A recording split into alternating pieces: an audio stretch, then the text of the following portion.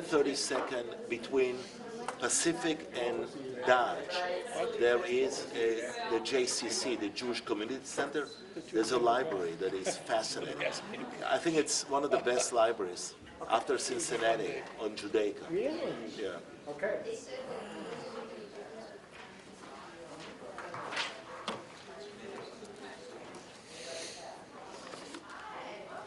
Good morning. Good morning. Good morning. Shalom.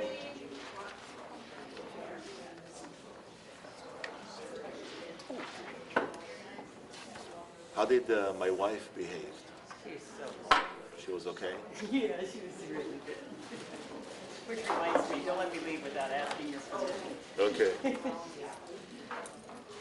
There's no way to start today without taking maybe a minute to think about the atrocity in a sacred space.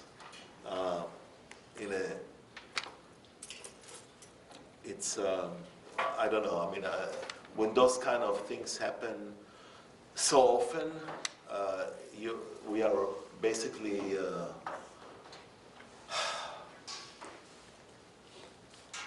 completely impotent in addressing it. And I'm so sick and tired of people lighting candles and praying again and again and again. I am so fed up with praying only. And we're so good at that. I think we are basically the best prayers. But to what end? It just, what? What are we going to do about it? Yeah, what are we going to do about it?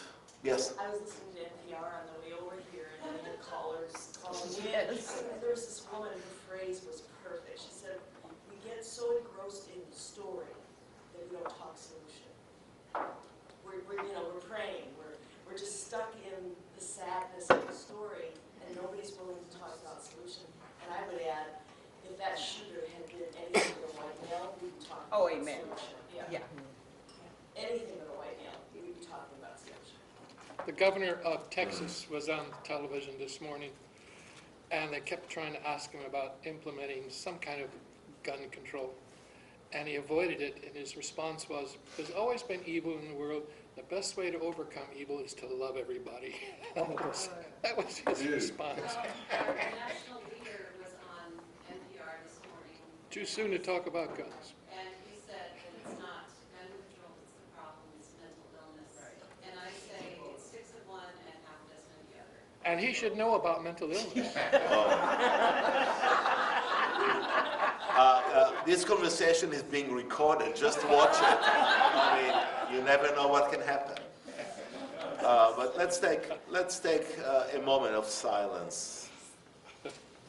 Do whatever you want in that moment.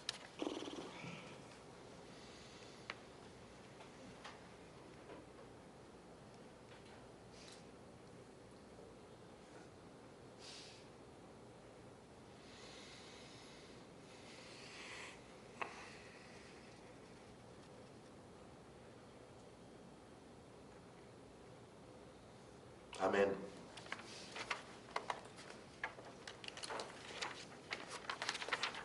So, this is another Torah portion, Va'era. Something very interesting. This is a Torah portion where the burning bush appears. So, why would the burning bush offer a heightened level of mystical experience? What is there in the bush? What happened there? Let's go over first the details. The bush burns but doesn't burn away. Yeah, the bush is burning and it's not being consumed. What else is about the bush that is fascinating? The what? The voice that comes out of the bush. Yeah. What else? Beautiful. It's in the desert. It's a bush. It's something simple. I mean, the voice did not come from Trump Tower. Yeah. I mean, you expect the voice to come from a lofty, powerful place, He didn't. A lowly bush. What else? What is the reaction of Moses? Fear. Well, fear, curiosity, especially when he comes close and the voice says, please stop and take your shoes off, which is interesting. What's interesting is that bush was burning for generations before Moses got there. Think about this. Moses was the first one that we know of that turned his face toward the bush. Moses had a chance to continue without noticing it. How many times in our life we walk through places and we don't notice them and the places are burning, symbolically?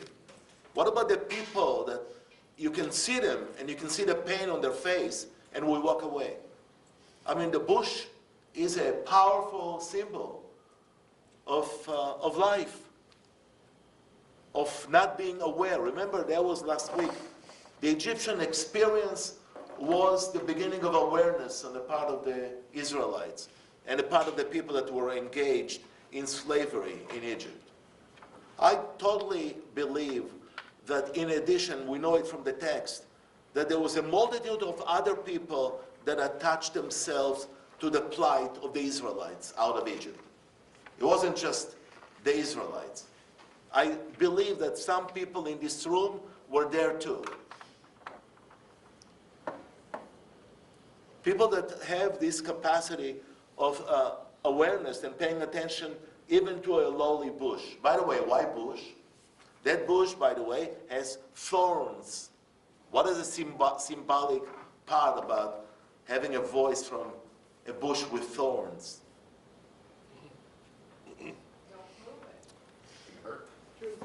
Yeah, once you put your hand in, it never comes the same. So the bush symbolizes also, in a way, the future of the Israelites for Moses. It's not going to be easy.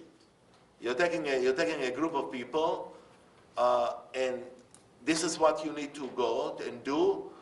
I'm sending you to Pharaoh. I'm going to ask your brother to be next to you because you're complaining all the time about not being able to speak to authority. Moses maybe had difficulty in understanding. The fact that he had difficulty in speech is a completely a funny kind of a thing, because the book of Deuteronomy is one long speech. How is he capable, by the time the book of Deuteronomy is written, he suddenly overcame all his difficulties? What else about the bush? Think about other symbols, images that can fly here in the room about the bush. It was burning, but it was never consumed. Yeah, of course. I mean, so that's what really attracted his attention. But I really believe that there were caravans and caravans of people going next to the bush and never noticing anything. So this is what the mystical commentary now will be discussing. By the way, take your shoes. Stop, don't get too close to the fire. There's a danger in getting too close to the fire sometimes. I mean, on one hand, you need to pay attention and become aware of the fire that is around you. But be careful, don't get too close, because it can consume you. So that's the danger which we discuss between the sympathy and the empathy. I mean, sometimes what's required from us is just to be sympathetic. We are not always required to go and save whatever needs to be saved, because sometimes the saving can hurt us. We can be engaged in something that maybe we should not be engaged. So I'm suggesting that although the bush is burning, we need to adjust our reaction to the bush or to whatever problem is there carefully. Because you put your hand in, it comes out, you come out injured. And I'm not talking about firemen now. So that's that's part of where this text is going to go to. So please, again, Meor Enaim. This is my favorite commentator, and a lot of the material here is from his book. Meor Enaim, remember what it is? What was the translation of the book? Meor, light, light for the eyes. Enaim in Hebrew is eyes. So light to the eyes. That's the name of the book, which means awareness.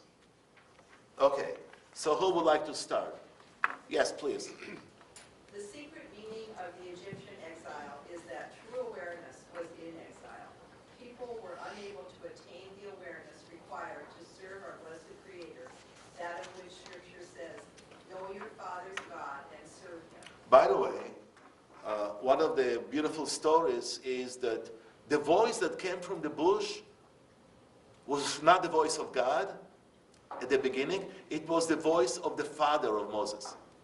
That's why he became aware. Can you imagine you hearing your father's voice? Of course you're going to obey and come. And then the voice changes to God's voice, whatever that is. We don't know what it is. And we don't want to know what it is. Because if we know what it is, we can end up in a mental institution that our president will worry about us. But it's, we all know the voice of God. We all know. And that voice is so many different voices. And sometimes the voice is our father and mother, even if they don't live anymore. We hear them. I still hear the voice of my grandfather. For a while I had a coat, winter coat, that he owned. You know, with the smell of you know how you keep those coats? What's the name of what I'm looking for? Mothballs, yes. In Hebrew it's naphthalin. That's why I didn't remember. Anyway, just to go and smell the coat, that was the voice. We all have the need for those kind of things. For in the case of Moses with the bush, he hears the voice of the Father, then he turns and the voice changes immediately. I got you here. I can see God. You're paying attention. So it doesn't matter what trick I use for you to pay attention. But Moses still needed to get to awareness. Moses was a prince in the house of Pharaoh. He was totally Egyptian. Total Egyptian. Serving Yul Brynner. He was so perfect for that job. So perfect. I love his boldness. He was always bold. I never saw Yul Brynner with hair. No. You did? Some of his earlier movies, his cowboy movies, Oh, he had hair? Oh, you're right. You're right. I forgot about the it was cowboy very movie. strange. Anyway, let's continue. So this is clear. Wait. What was very strange? Okay.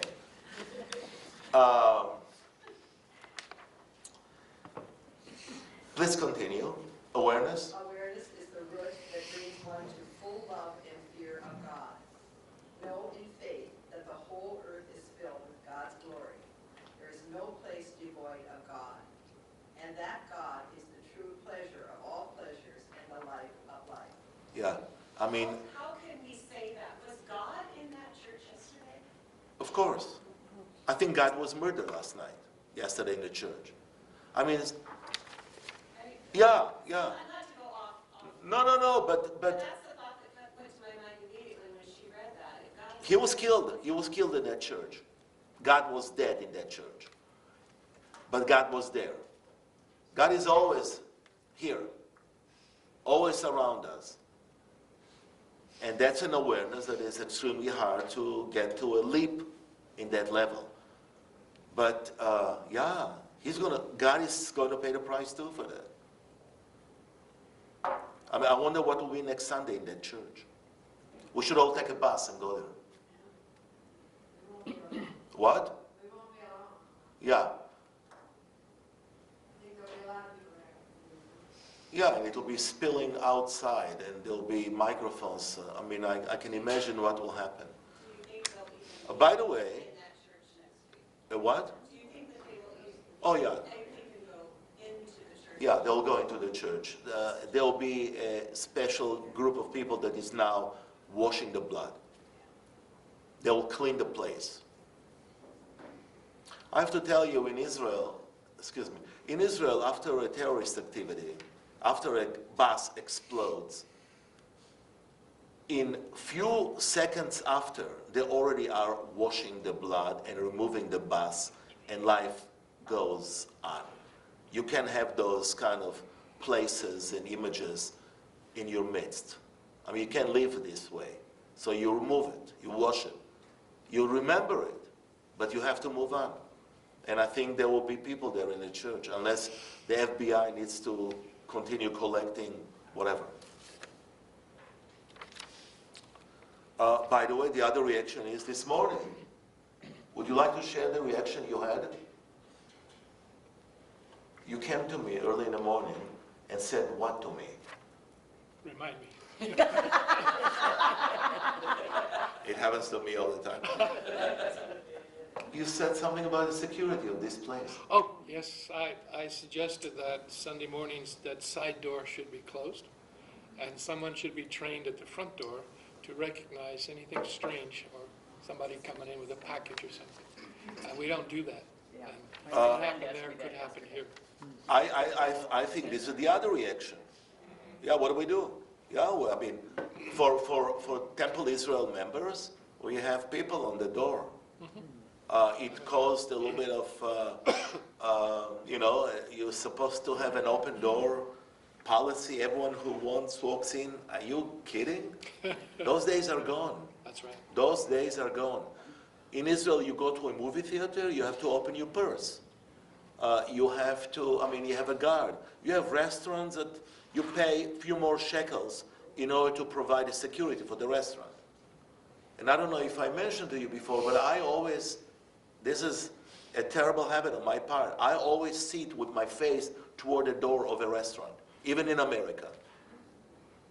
Because you never know who walks in. That's right. And what if they have a long coat and what was the name of the gun?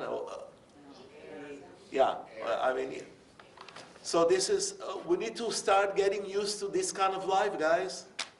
Yeah, Josiah, yes. My wife had that first reaction too. She said, "Bob, do we want to be greeters anymore? You know, at the door?" Yeah, but who will recognize the people? Yeah, you know everyone. I have a question from last time I was here, and it comes from what you just said. And I don't know if I'm going to say it properly because I don't even know who I am, let alone God, but I'm struggling with this, okay? Please. Okay, so the tradition that I came from, and God bless the Catholic Church, is very important to me. The tradition I came from has God as separate, and then God made creation that is outside of creation. He is other. What I hear you saying kind of consistently is that creation and God are more one. Totally. Now, do you have any thoughts to help us out here? Because my mind is, you are right. When I read the Irish theology book we had a while back, I began moving in that direction, and it makes sense that the table of contents and God are not that different, and that there's an interbeing to all things. That all makes sense to me. But how do I recognize, I don't know, change that, or what does that mean? I think you need to read the Psalms. Every one of the 150 Psalms. It's there. The theology is there. I will start with the Psalms.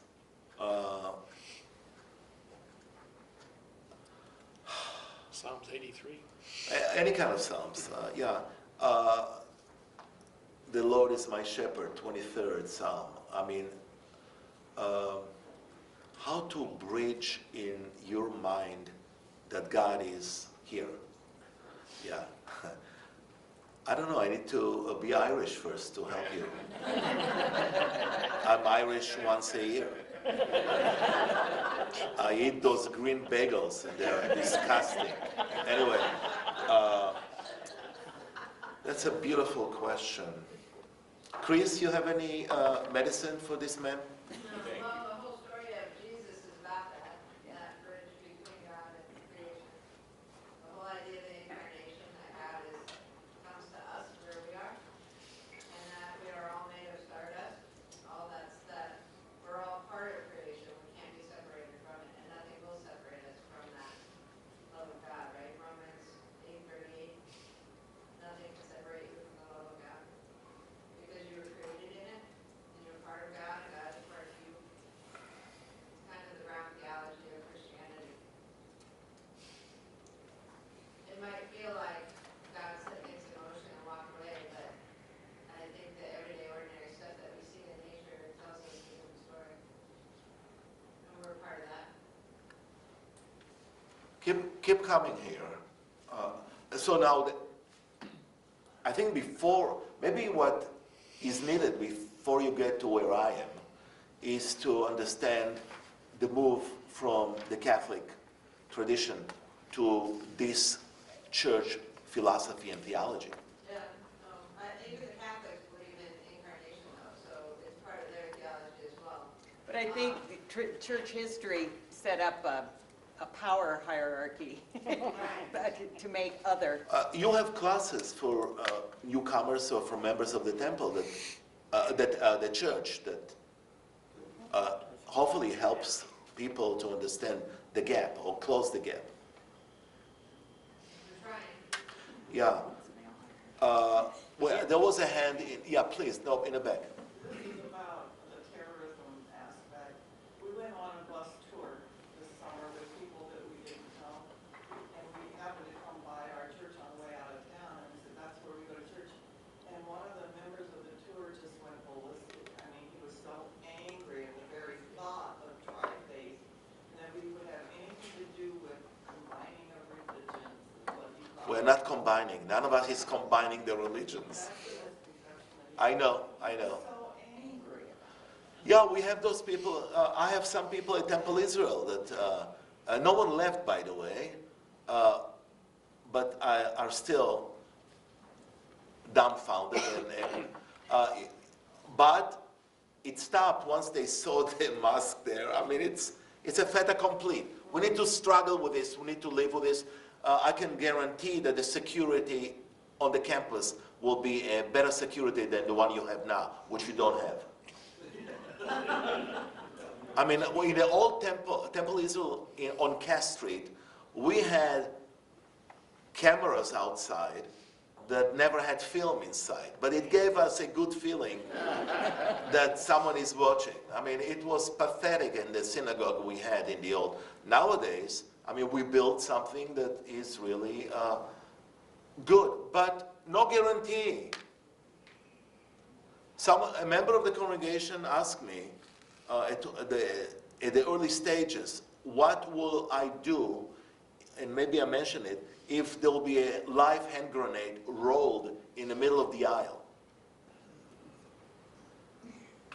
Once, Wait just a second, I'll tell you what happened. So I said, I have two choices. One is to run, but I'm not so good at running. The other one, I'm going to fall on it. At that moment, he just burst in tears because I had a loving relationship with that man who later became one of the contributors to the building. So, I mean, there is a need to talk about this. And I'm sure there are some fears here now after what happened yesterday. there is in the Army, when you become brothers, it's automatic that you would fall on the grenade. And in a congregation where you become brothers and sisters, that might be also automatic. Yeah, we need to teach. But you have to have that relationship first. Well, we're building it. Yeah, I know. I think it, okay. Are we going to continue on this topic?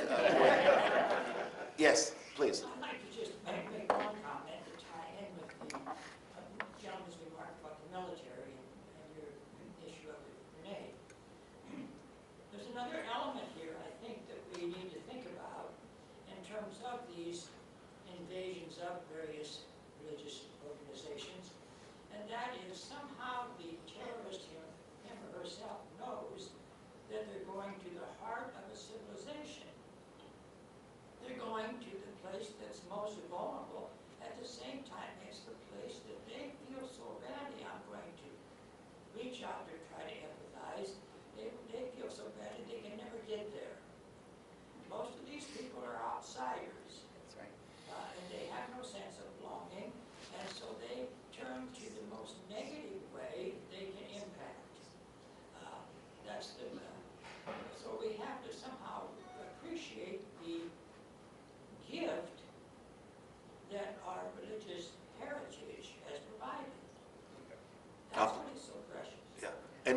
feel Yeah. strong about that.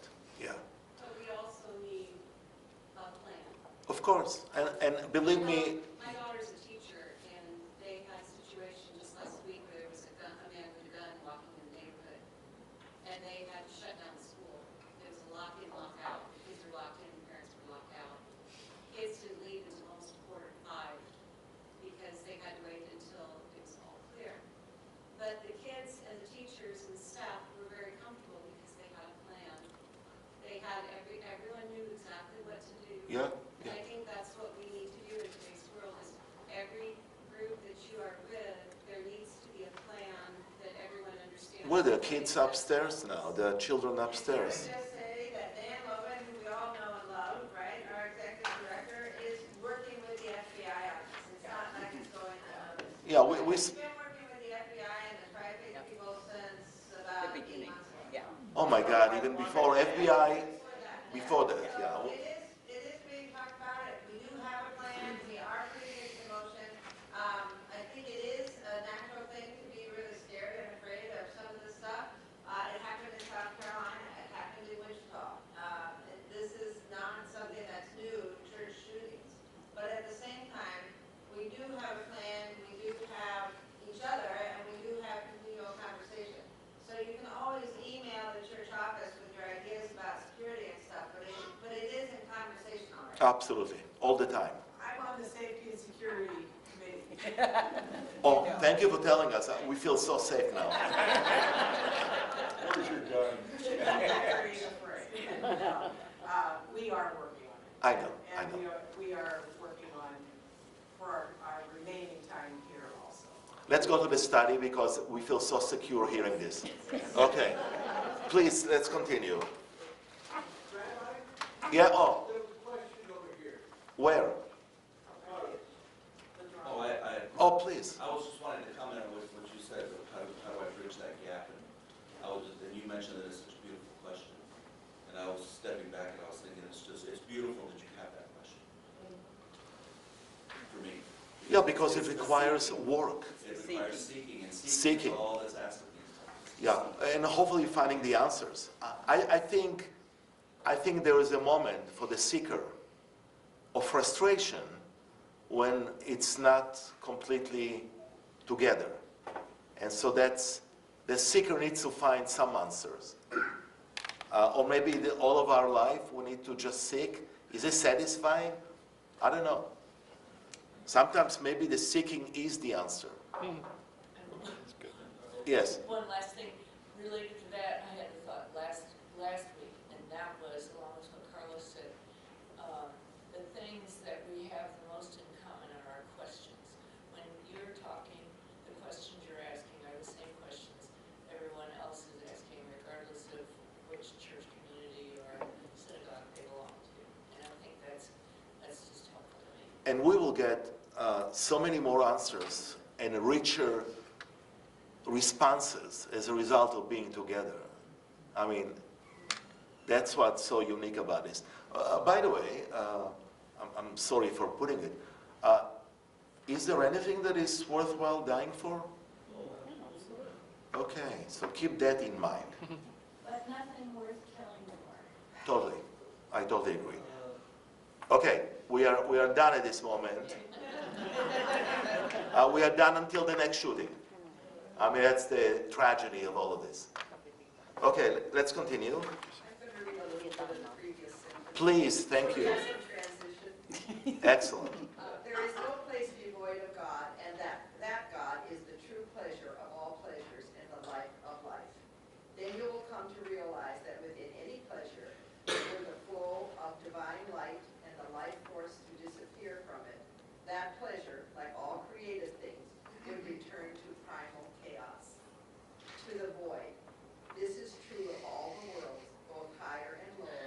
If one could imagine that God's vitality might depart from them, they would be as naught. Yeah, so maybe there was no, maybe after the shooting, there was no light. It's darkness. I mean, this is what, again, this is part of the story of how the world was created according to the mystics. I'm repeating it again, one more time. maybe there'll be other times. But this idea of God shrinking God's self and providing a space for us to be there.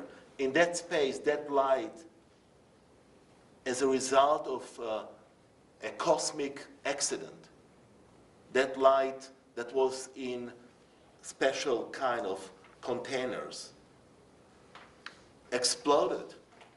And so you have the sparks of light all over the world, but they are coming with shards of the vessels. And so from time to time, there'll be the shards. And the world was full of shards at 11 o'clock yesterday in Texas. In a small town of, 700 people? I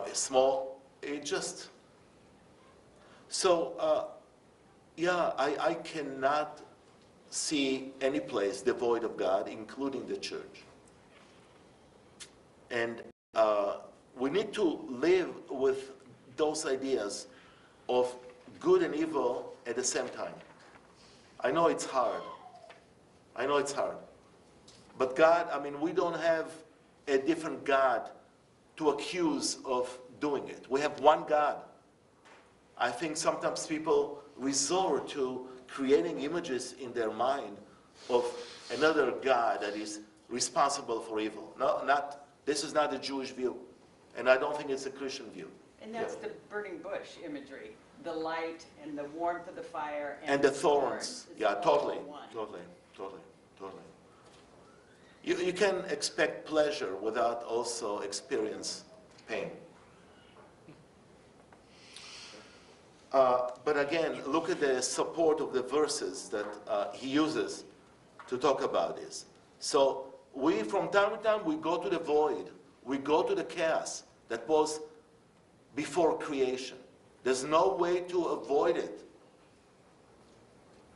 Every one of us goes at different times in our life, and hopefully, maybe as less as possible, we go to places that it's void. It's chaos. We don't know how to put the pieces together.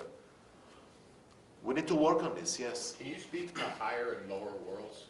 Yeah, I mentioned before that the higher world is at the top. Actually, they speak about 7 worlds, and you have layers and layers, and the only way to bridge between the higher and the lower is by what? Remember the stairway.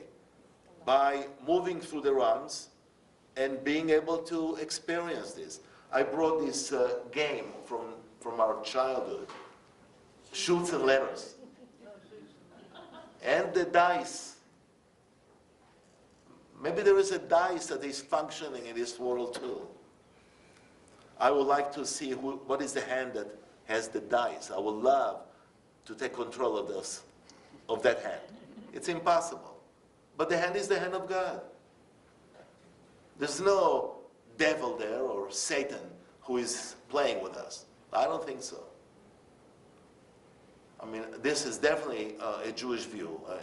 If there are people here that believe in the Satan or evil, or I cannot even imagine having it in my theology. I need to constantly believe in one God. That's how I start the day with, Hear, O Israel, the Lord is our God, the Lord is one. And I end the day with saying the Shema, Hear, O Israel, the Lord is our God, the Lord is one. The oneness of God is what is trumping everything else. And it's hard. I'm sure the theology in the Baptist church yesterday is very different than my theology. But the pain is the same pain. I'm connected with the people there, the same way you are connected. And that's a tragedy that all of us are experiencing. And after a while, this vessel is full of sadness. All the vessels inside of us. And we need to find a way to empty it, to be able to allow for some pleasure to still enter into that vessel. And so how do we do it? We do it through study. We do it through text. That's the only way to do it. The text for me is the one that bridges between the evil and the goodness in the world. So I have to resort to text. Let's have the second paragraph. Please. Who would like to read? Yes? God is thus the essence of all things. Do you guys accept this? God, I hope so. Go on.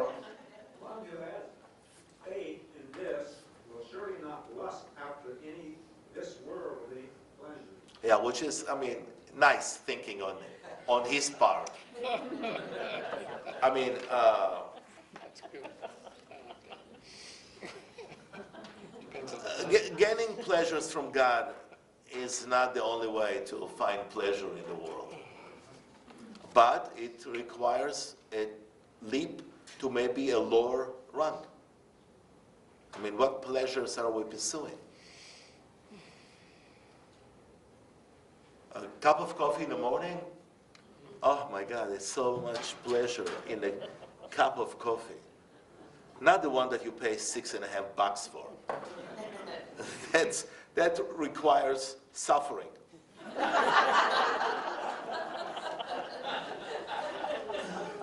The one you make at home, and it's the smell in the kitchen, and it's, yeah.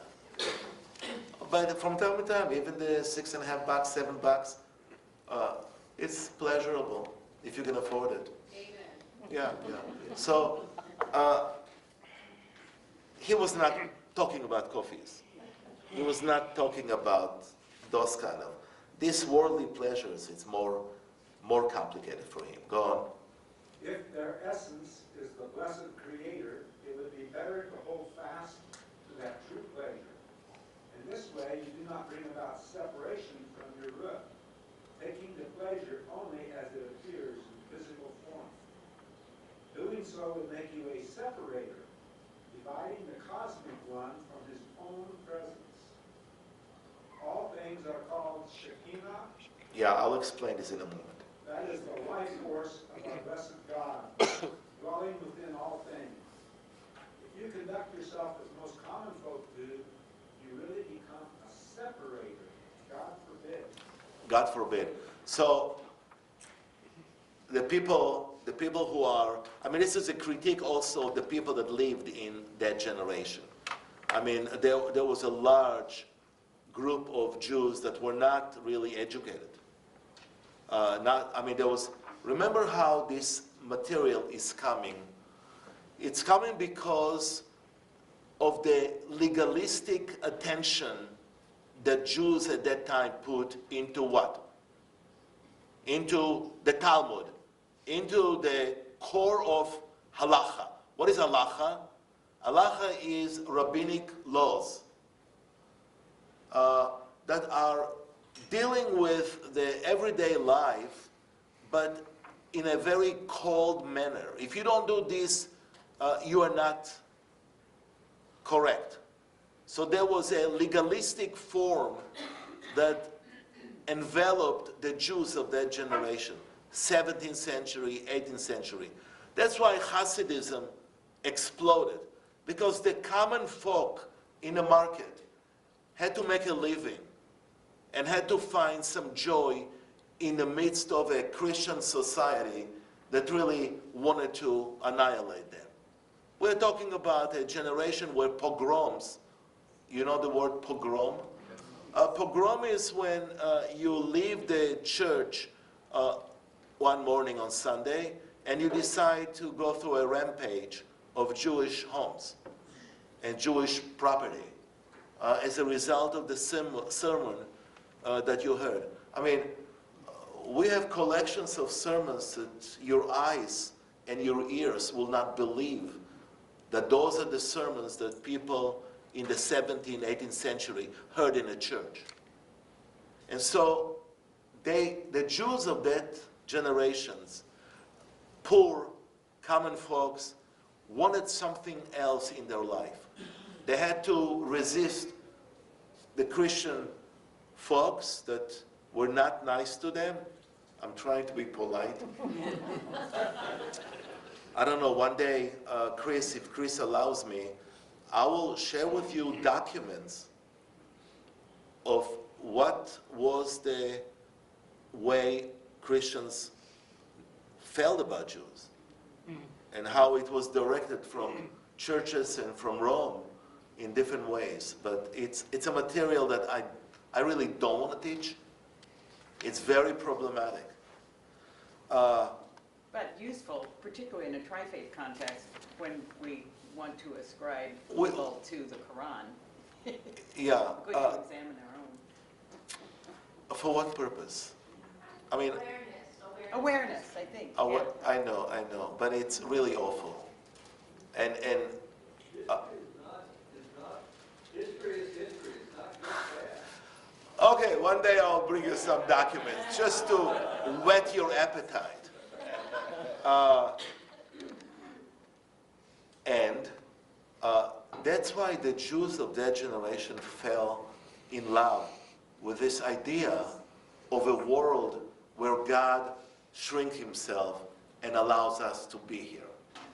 And so songs, music was also part of this. You heard about klezmers. What are klezmers? Musical instruments and musical people that, yeah, clarinet, violin, all those kind of music. So that music is, you can go into your Apple Music, whatever you have, and get this music to hear how beautiful, how joyous. I mean, there was the period of Fiddler on the Roof, in a way.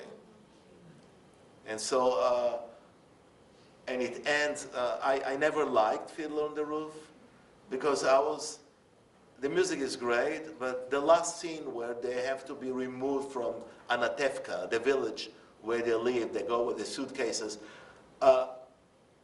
This is not what Judaism is today.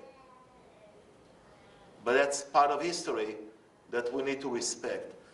But this idea of asking people not to separate from their God, this line in the end, don't conduct yourself as the most common folk do.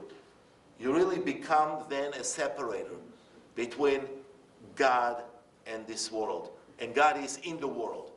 So make sure that you are united. Find a way to unite your soul with God.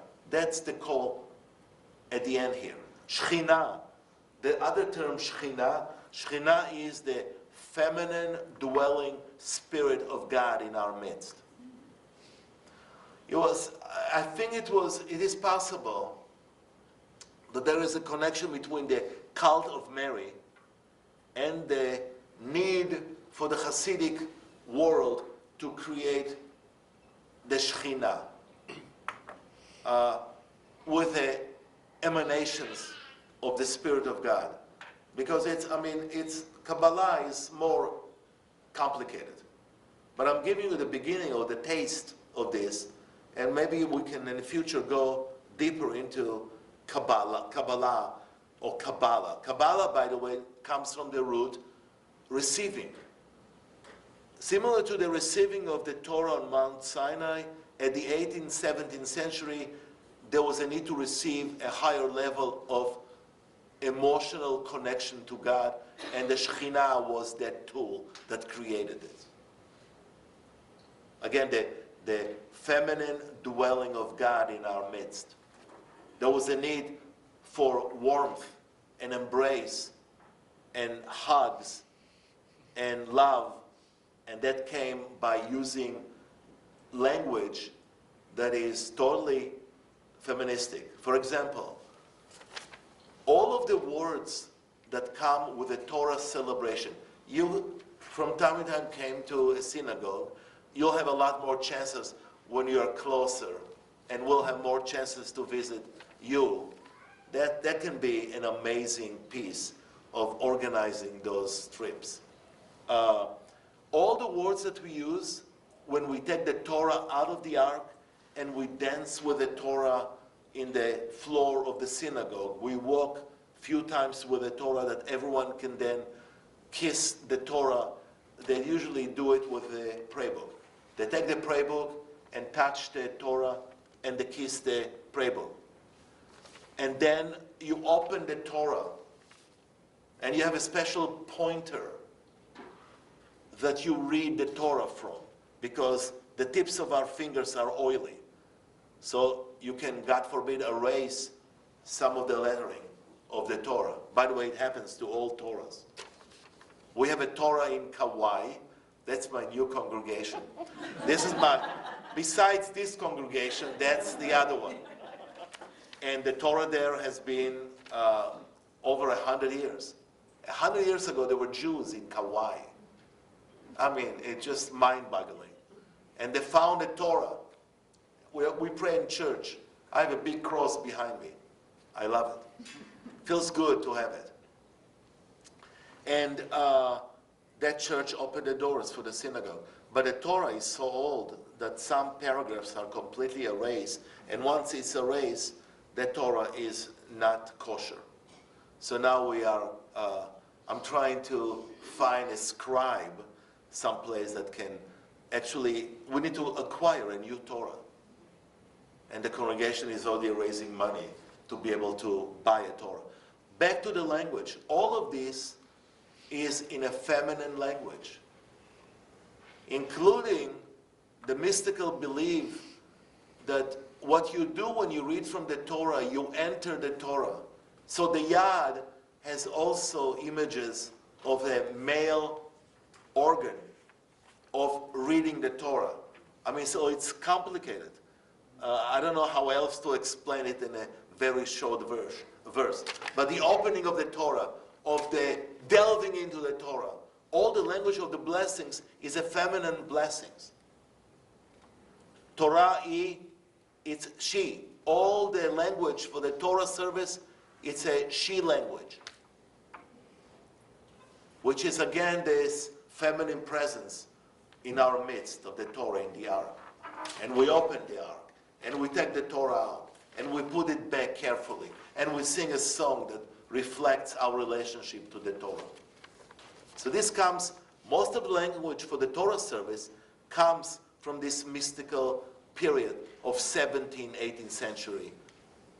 Poland, Russia, White Russia, I mean, that's the area where it comes from.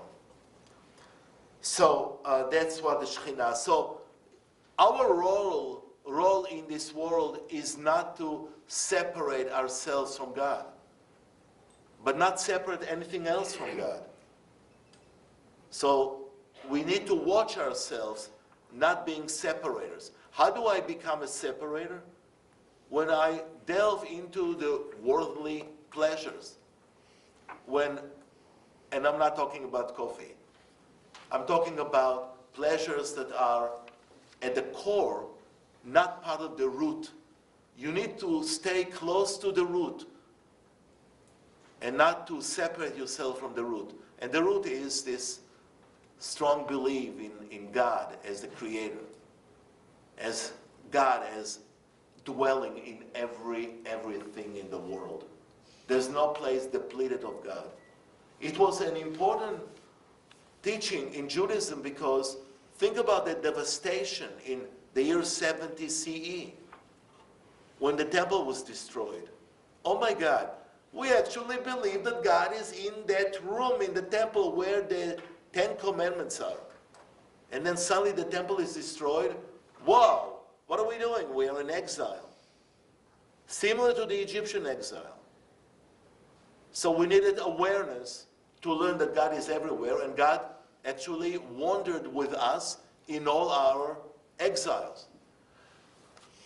Modern day Jews today, Jews living today, have difficulty with the word exile. So we invented a new word, diaspora, which is such a bullshit. No, but diaspora makes us what? Comfortable. Diaspora sounds wonderful. Exile sounds what? Harsh. Separation. So we use diaspora. I love the word exile because that's our really work. Everyone here in the room is exiled from something. We try most of our life to be what? To be one with the root. But there are so many forces in our lives that make us stray away. Be removed from this. We are all in some time in our life exiled from God. After yesterday, 11 o'clock, we are definitely in exile. Because the question, where was God? Once you raise the question, where is God, you are automatically in exile.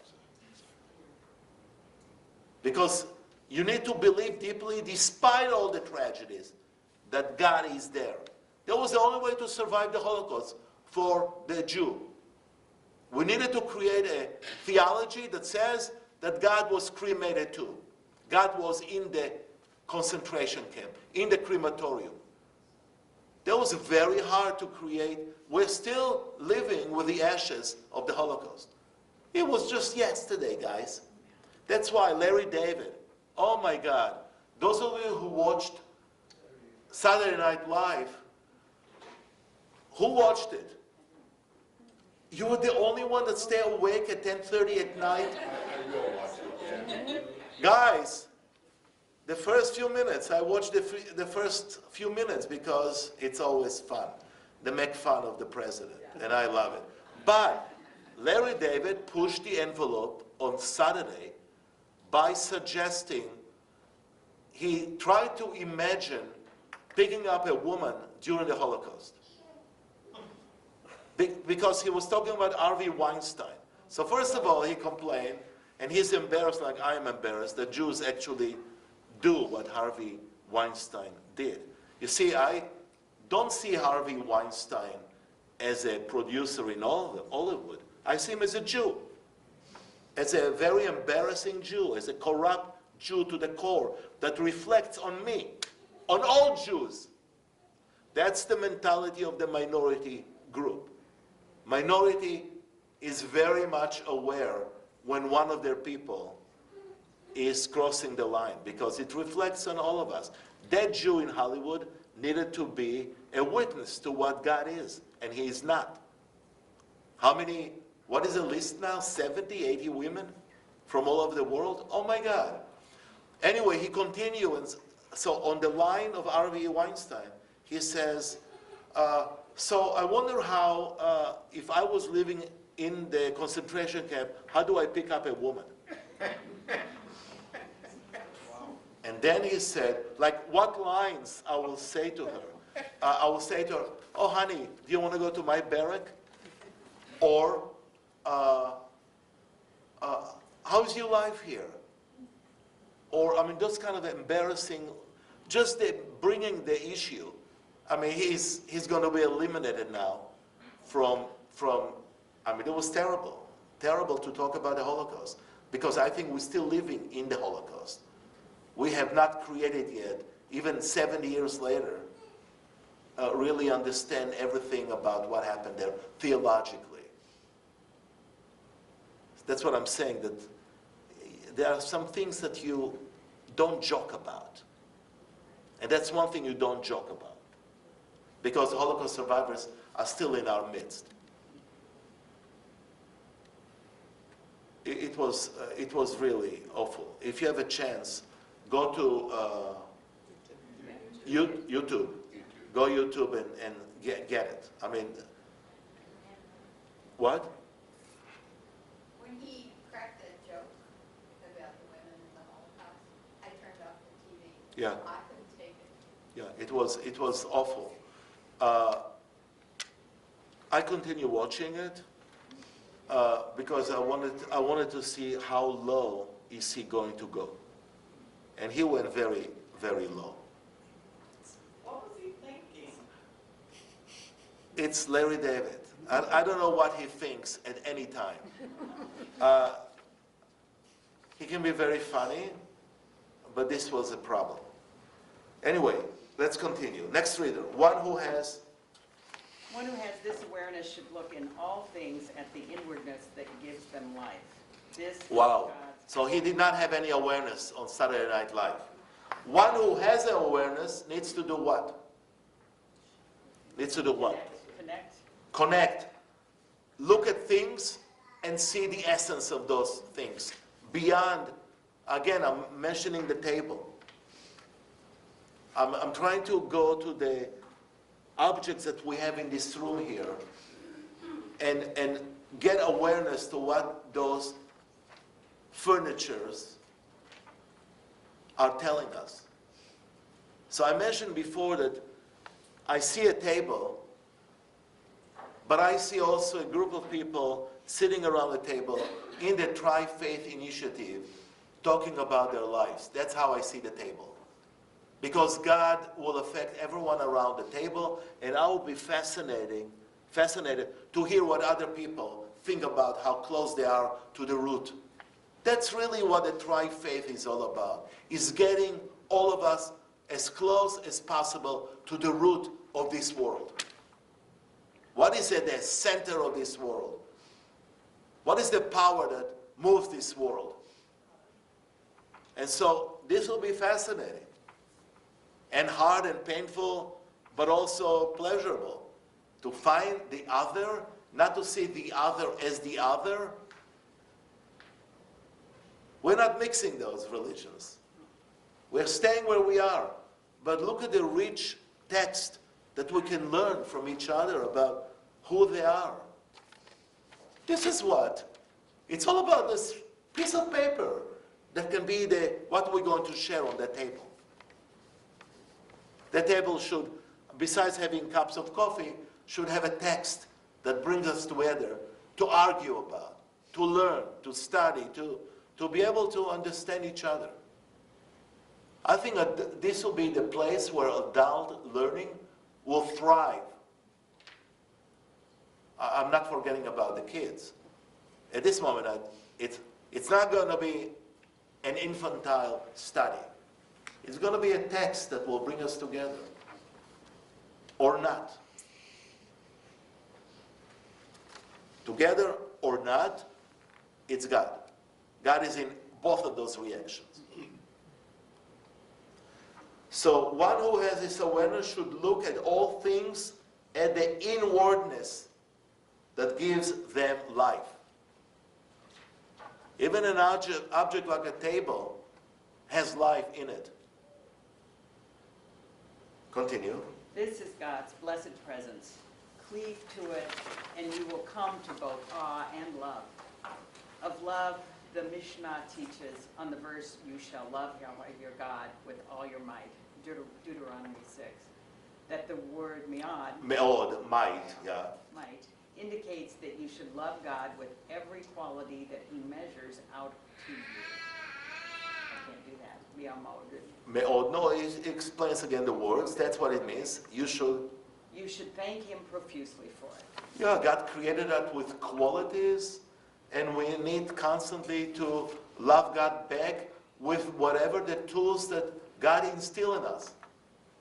So sometimes it can be, me'od can be translated as wealth, and so there is a need to thank God with the wealth we have. And sometimes it can be the talents that we have in writing, for example, or the drumming. Last Sunday, oh my God, I was in a seventh heaven with this amazing gift that this man has, that Carlos has. I cannot believe that we never thought about, I mean, the Tri-Faith will be perfect for you. Friday you will be at the temple. Friday afternoon you'll be at the mosque. And then Sunday, oh my God.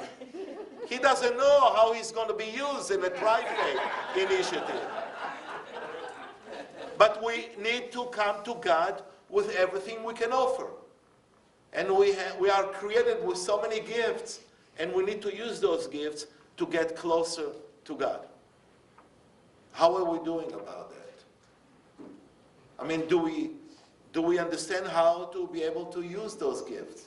I don't think we all know what our gifts are. I don't think we delved enough into that, and I don't know if that's true for anyone else here, but delved enough into that to really understand what we are doing. Excuse me. You just came to me at the beginning and told me about your teaching experience. What are you doing with that gift? Nothing? No, you have a child there that you are guarding. Yes. And so what is how do you give that gift of teaching, of learning to that child? And I'm sure it's happening.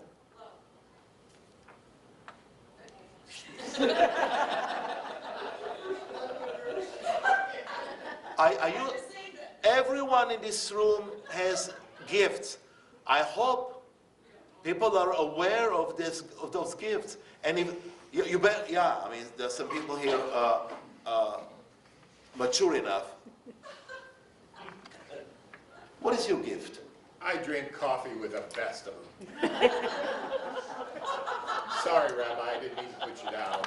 No. I know. But what happens when you drink with the best of them? What happens with the coffee? It's even better. Even better. Why?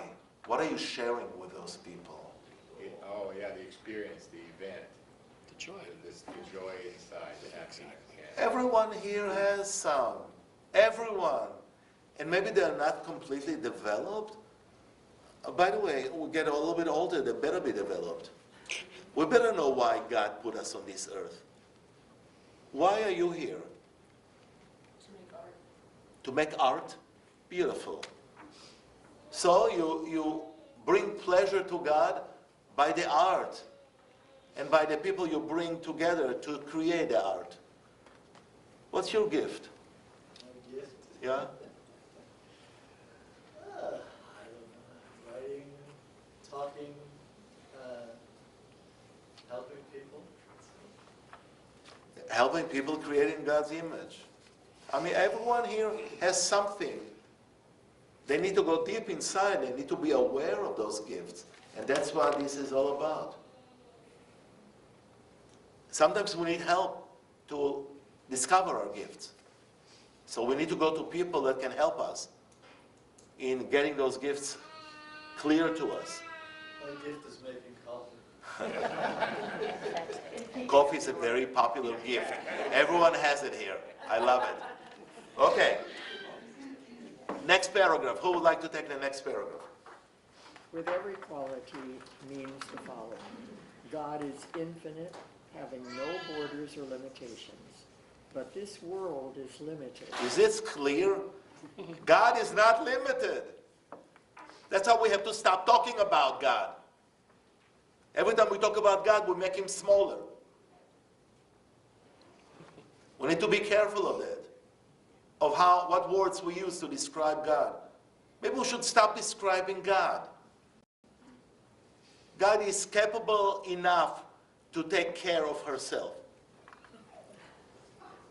Yeah, I'm totally in a feminine understanding of God. God for me is completely feminine. I gave up on the God of Joshua. That's not my God. It seems contradictory, though. Beautiful. If God has the element of the table of contents, he is creation, or she, isn't that by its very nature limiting? Because there's a description of size, weight, content. Yeah, but there is other essence in the table. You need to go beyond the fact that this is also part of God's world. You need to go to a higher level of trying to have an awareness of how this table can serve higher, lofty ideas. It takes exercise. Awareness is something that needs to hopefully be there all the time, but it's not, because other things are happening to us. What was, shit happens. When shit happens, some of our awareness is affected by that. We are in the midst of the shit. I'm sorry. I'm sure you never heard those words in this church. The Jew brought those words into the, oh my God, it's like Harvey Weinstein now. Okay. No, but our awareness is constantly trampled, constantly, because of this world that exists and humanity. So despite the trampling and beside the lack of awareness, we need to work on it constantly. Yes? Can I just add, I had a thought is with this, religion often makes God smaller. I often think that, and I'm saying this from someone who was raised Lutheran, in school, studied the Bible with a Lutheran lens. It was always, God was very male, and God was always here, as you say, just like Catholics, it's outside. And so making that shift is hard, but, or not, it's not hard for me anymore. I got the shift and I'm grateful for the shift. But religion often limits God. We try to humanize God is really what we try to do. That's the language we use in order to understand God. I mean, we don't have other language, but that's not God language. Most of us in this room are probably raised on a lie about God. And that lie is that we're born separated from God. And that's when religion takes place, because religion will come up and try to bridge that gap. Yeah. That's the greatest lie. Most of us were taught that. And we're not born separated from God. But maybe the lie is there to make us uncomfortable and discover it on our own. Yes. I mentioned to you this Jewish story, which about what's underneath our nose. We have this little line underneath everyone. So when we are born with all the knowledge that we'll ever have. At that moment, an angel of God comes, touches our lips, and we forget everything. And the rest of our life, we are trying to remember what we forgot. But we are born with all this. Each of us is a scroll of the Torah in a way. We have it inside. And I agree with you. But I think that the lie is the one that brought people here to the room. This struggle that we need to go through. And by the way, that struggle will be a lot more obvious when all of us are together on the same ground. Holy, sacred ground. Once upon a time, it used to be golf course. We definitely elevated that piece of land to a deeper understanding of God. Yeah, I still hear from my people, oh, I'm not happy. There are some people in my congregation that are very unhappy about the goal becoming a trifid. They still talk about hole number 17 and hole 16, and they come and look at the windows. Oh my God, But you say that God is in everything. God was in that golf course. Absolutely. And then we needed to transform ourselves to be able to see God in a different kind of an image. Yeah, I agree. Because every time there was a foursome, they talk among themselves, creating friendship. Yeah, I mean, I can go to everything that seems to be object and discover what else is there. I mean, that's the game we play. I think life is a lot more exciting when you look at things and you have an awareness and you discover things that are garbed underneath. That's the joy of my life. The joy of my life is being able to look at things and see things that other people don't find out at that moment.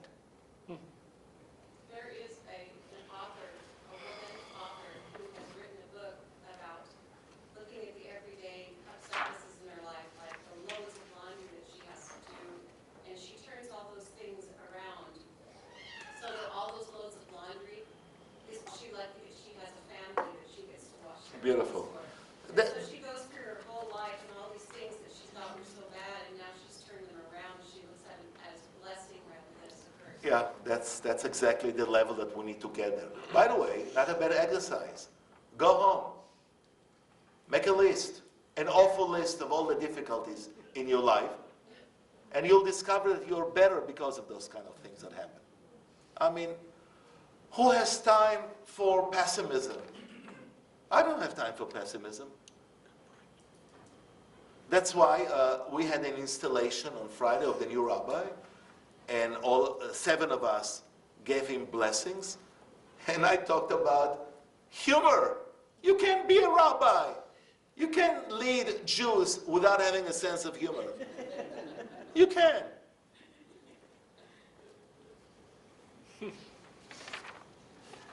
He'll be fantastic. You guys will enjoy him very much. Okay, next paragraph. I think we're in the. Yeah, please, continue reading. Yeah. So this world is limited. How could it possibly bear the flowing light of divine life that exists within all things?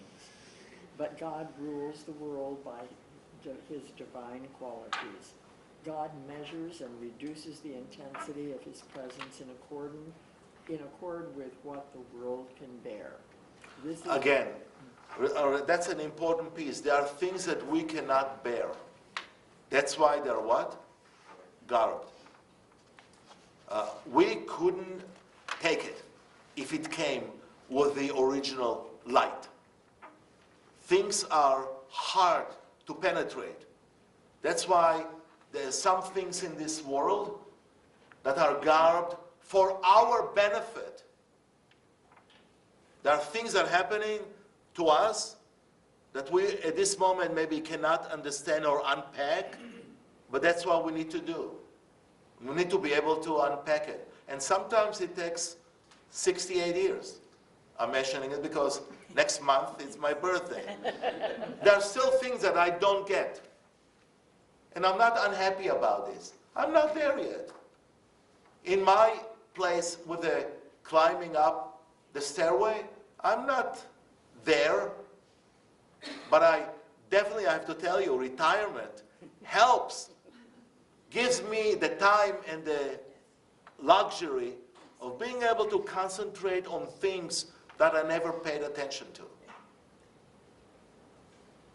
And it's from a grandchild to suddenly noticing that my daughter actually is grown up and takes care of 2 kids, and I remember her not really being able to decide when oil change needs, and switching and buying her another engine because of her inability.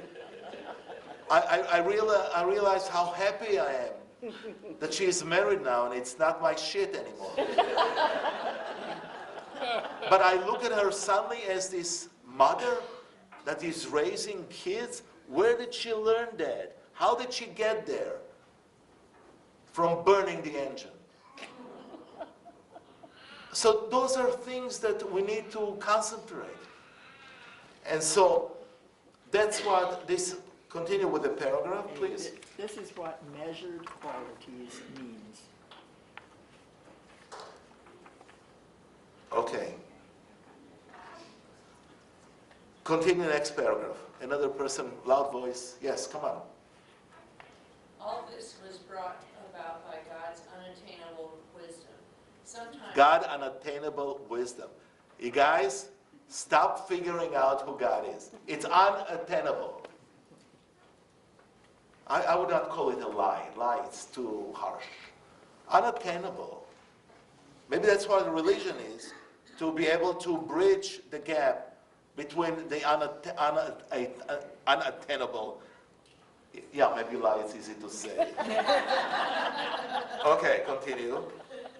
sometimes God calls forth one quality, sometimes another, in accord with what his wisdom dictates is needed at each particular time. Yeah. So what will be the quality that God needs to call upon after the 11 o'clock massacre yesterday?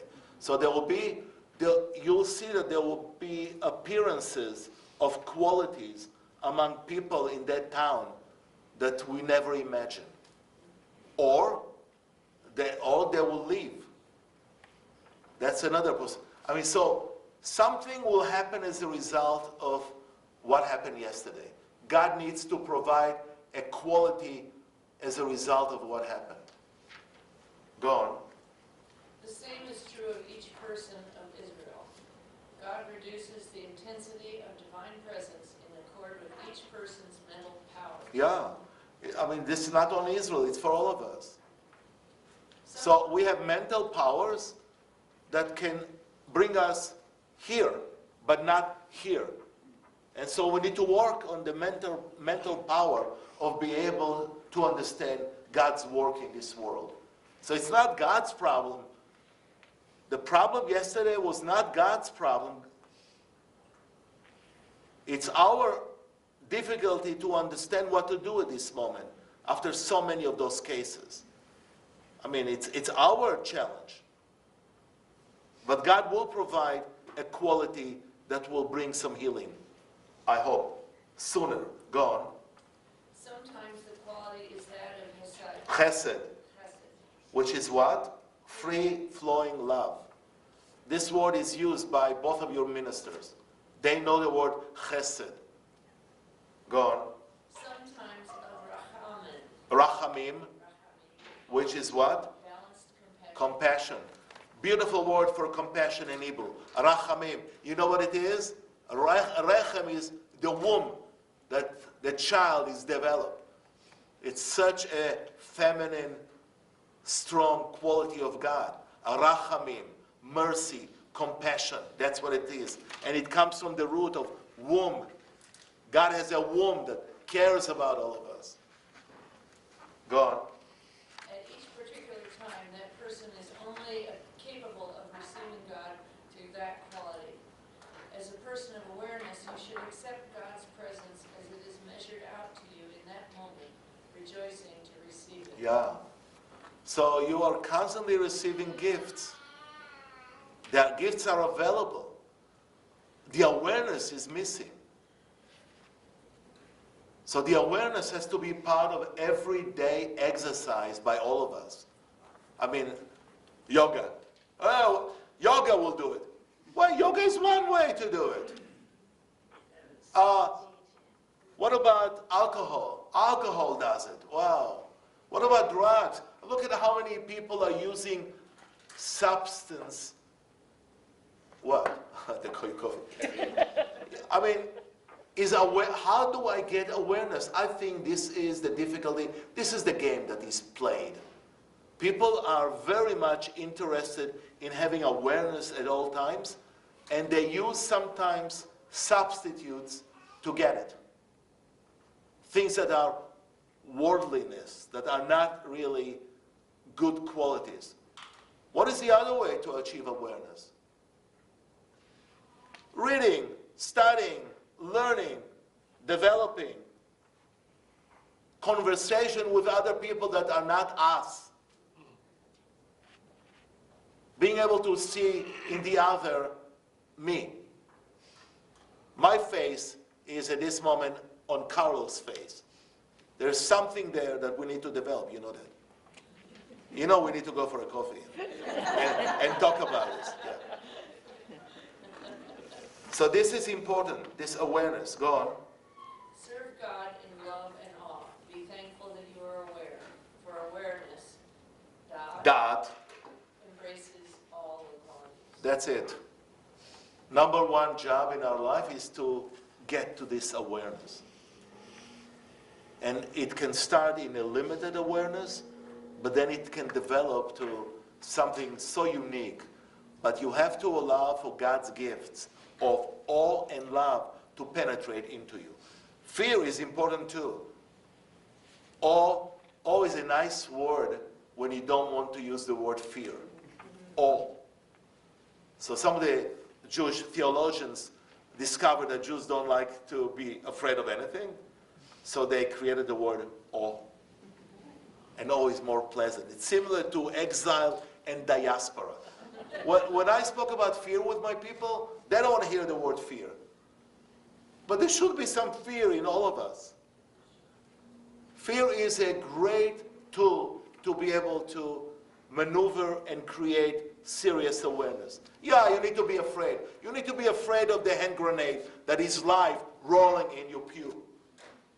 Wow, because if I'm not afraid of this, how would I create safety? How would I create the safety measures? Knowing that at any time, even with all the safety we're going to create, there can be this loose cannon one day. Okay, so what? So it will happen maybe, maybe not. And I'm not afraid of talking about this. Some of my people, oh my God, God forbid, don't talk about this. Why not? This is what keeps us aware. Then I'll watch who comes to the synagogue. I'll have better devices to hopefully be careful. But it can happen. So what if it happens? we'll do exactly what the church people are doing today. Washing the blood, cleaning the pews. And that's God too. Both good and evil come from God.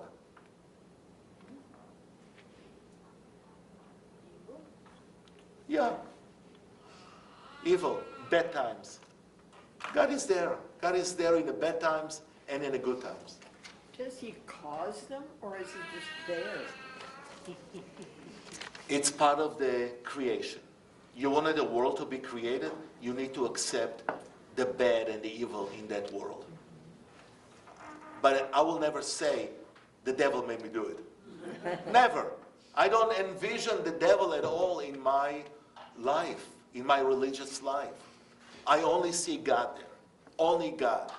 With all the tsuras, with all the difficulties and the troubles in our lives. Let's finish this. When Israel were in Egypt, awareness was in exile. The shell, which preceded the fruit, served to cover it. Oh, what a beautiful line. Listen again. When Israel was in Egypt, awareness was in exile. The shell, the shards, the vessel, broken vessel was there, which preceded the fruit. What is the fruit that the exile gave us? Awareness and a movement from Egypt to a whole different kind of creation. Guys, there is always a fruit in every shell we experience. There's always a fruit. Now, sometimes the fruit doesn't come immediately after the shell is broken. Sometimes we discover this years later. Every divorce can be a shell, but then what happens after the divorce? What people do with their lives? Every widow and widower, at that moment there is a shell, there is an exile. What do you do with this? How do you go back to the root? How do you get out and from the broken shell, from the broken vessel, into a life that is fruitful? I know it's hard to hear. But it takes a lot of work on our part. That's what makes life interesting. Guys, life is shit. You're born and you die. Life is all about the dash between the year of birth and the year of dying. The dash is what you need to worry about. What else we have? It's the dash. And that needs to be done in complete awareness. It doesn't matter how old you are. It's sad to see the death of young people because maybe they didn't have the awareness, or maybe they had the awareness. But that's what we need to concentrate on. Okay, let's finish. This is the hard shell of the nut spoken of by Scripture in I went down into the garden of nuts. Nuts.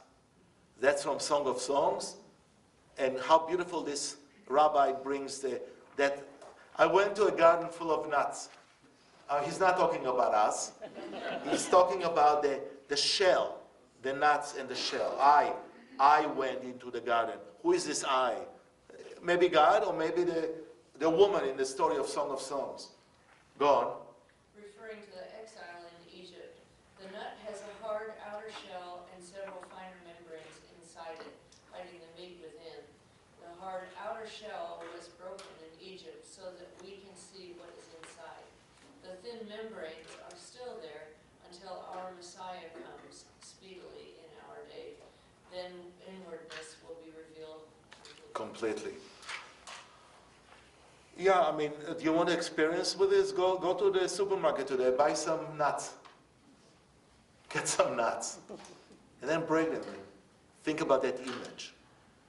You can decide to live your life as if you live inside the nut, or you are ready to break it and get out of there. and get out from exile into what life is all about. You need a nutcracker. Yeah.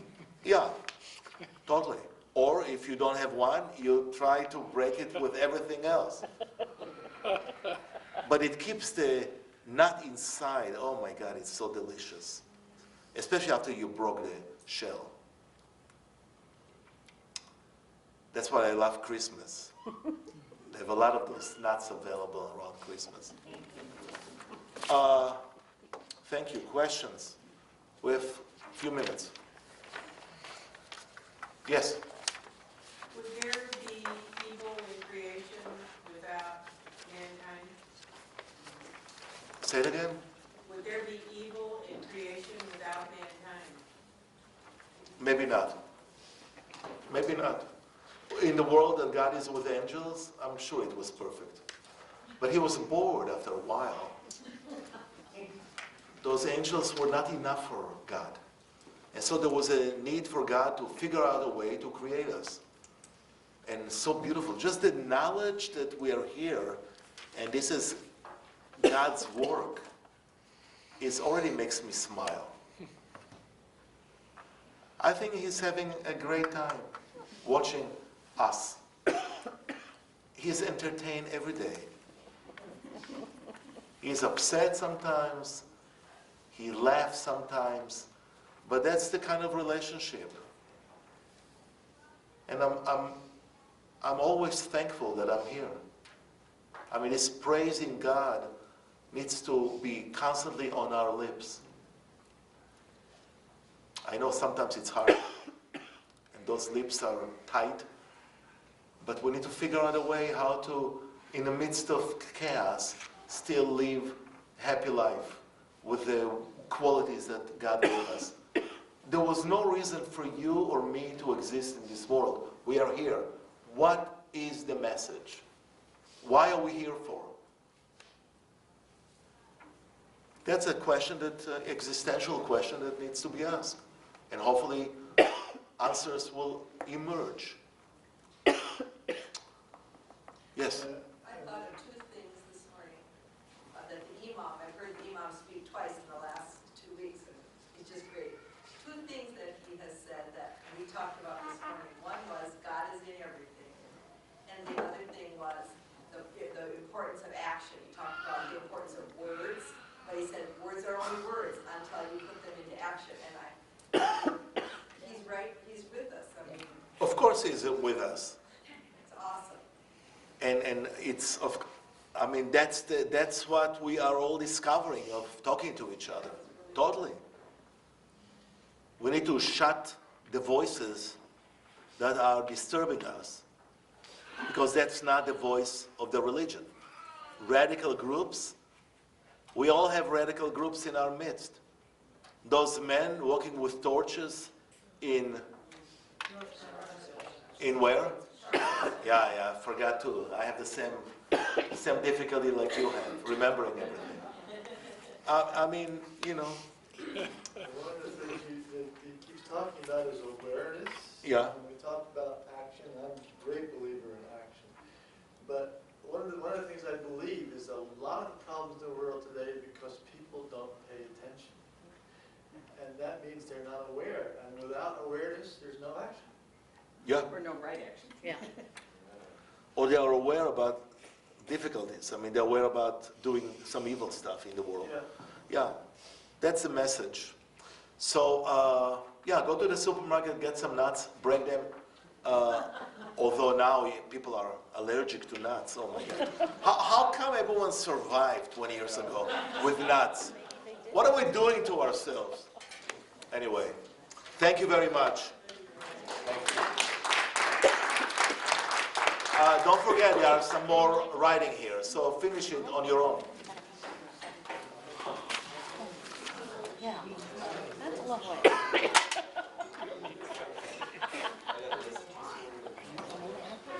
No, originally from Lincoln. No, I Question for you. Wait, Crystal, can you disconnect? I can see. Yes.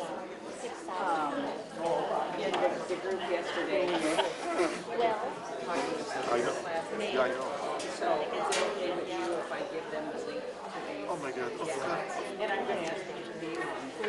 I- starts. We should all have each other in also. Yeah, he's teaching. Yeah, you can announce it, you can, yeah, totally. They need to know about it. Still